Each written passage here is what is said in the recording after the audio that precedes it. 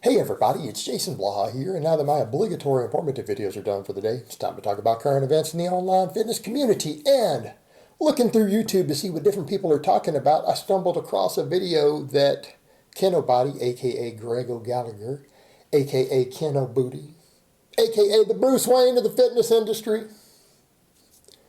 Here it comes, you guys know because I'm Bane. Oh, Bruce, I was wondering what would break first, your spirit or your body? Greg made a video about marijuana, your gains, fat loss, stuff like that. And you know what? I thought that's actually an extremely relevant topic for us to talk about these days because last year CBD was federally legalized, right? Under Trump's farm bill, right?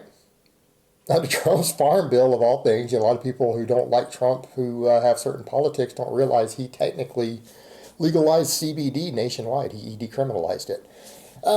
So that's a whole nother topic. But we have that. We have several states that have made it legal for use here. It's legal in Canada. This is an ongoing political fight, and it's something that people talk about in the health and fitness world. I think it's a really relevant topic for us to be talking about. It really is. And so Greg had his own insights on it. And I feel like I could chime in on that a little bit because, again, I've known a lot of people who use a lot of it. I've never really been a weed smoker. Yes, I've obviously used it. I think most adults at this point in your life have used it a few times. Let's be realistic here. Very, very few people haven't. And as far as edibles go, I was accidentally given an edible a couple years ago. And here's what I'm going to say on that. He mentioned that with the edibles, the problem of, they help you sleep a lot. I would say right up front, based on his experience on that, I suppose for someone who has a sleep issue, they would work. But the one time that I accidentally got some, and people are going to be like, Jason, you fat bastard. Right? I know, right? I accidentally got a small amount of that stuff out of Colorado, and it was like a tranquilizer. It was like taking a tramadol. Like I felt like I got a tranquilizer, a horse tranquilizer, and a tramadol put together. I slept like a baby. I slept for like 12 hours. Like it knocked me out. It knocked me out. I slept like a baby. But I'm going to say people who are doing that regularly, unless you guys have to have one hell of a tolerance because I don't see how you could function even doing that. I don't see how you guys could function. But I mean, from a recovery perspective, I could see how some people would find that attractive.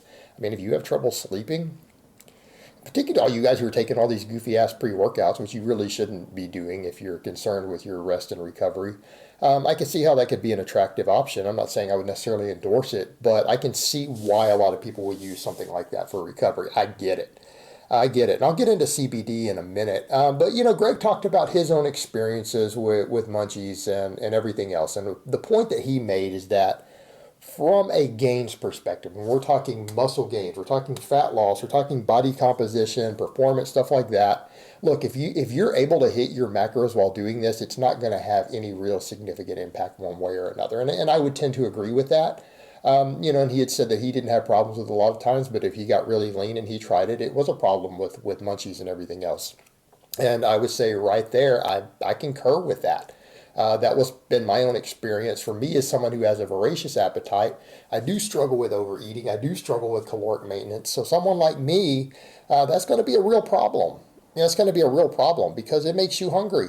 And it definitely makes me hungry. So it's one of those things that for someone like me who does struggle with weight management, I think he's right. That's going to be a problem.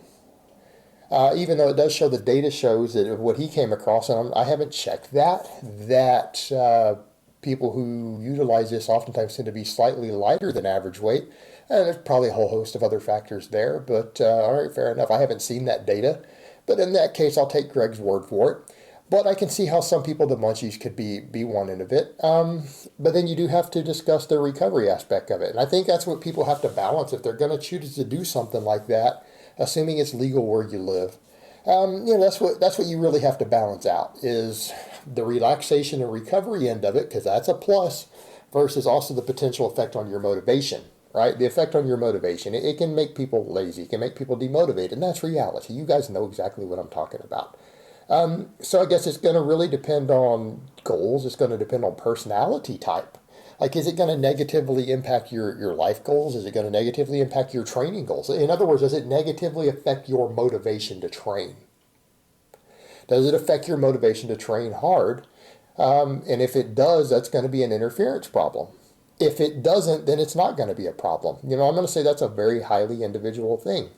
But, when we're dealing with complex things like what people choose to use recreationally, I don't care whether it's alcohol or cannabis or whatever you're choosing to utilize for recreational purposes or whatever, there's going to be a very individual component to how that affects you with the rest of your life, how that's going to affect you with your training.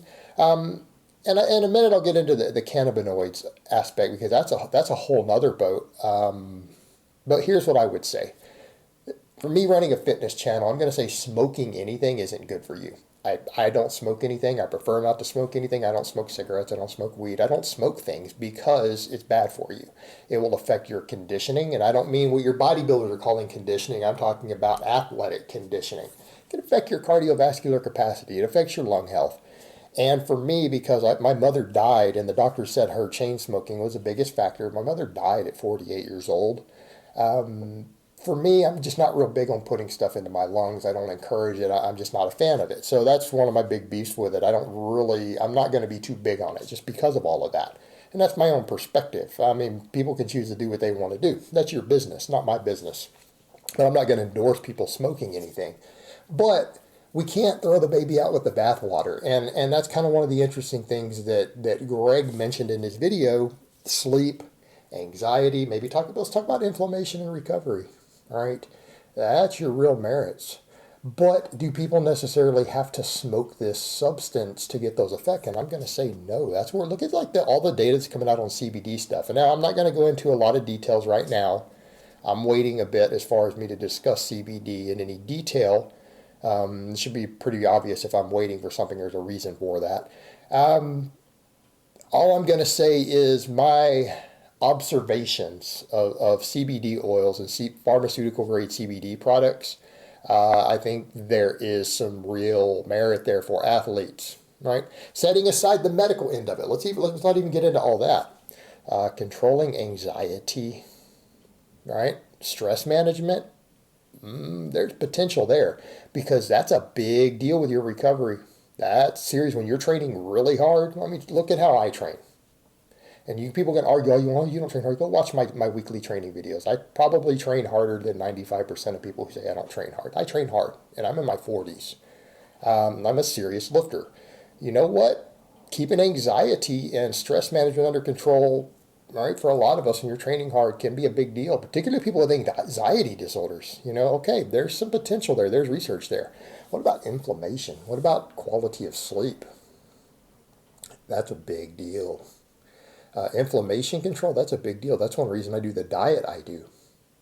Let that sink in. That's one of the reasons I do the diet I do is controlling inflammation when you are pushing higher volumes and workloads of training. Especially for us older guys past 35.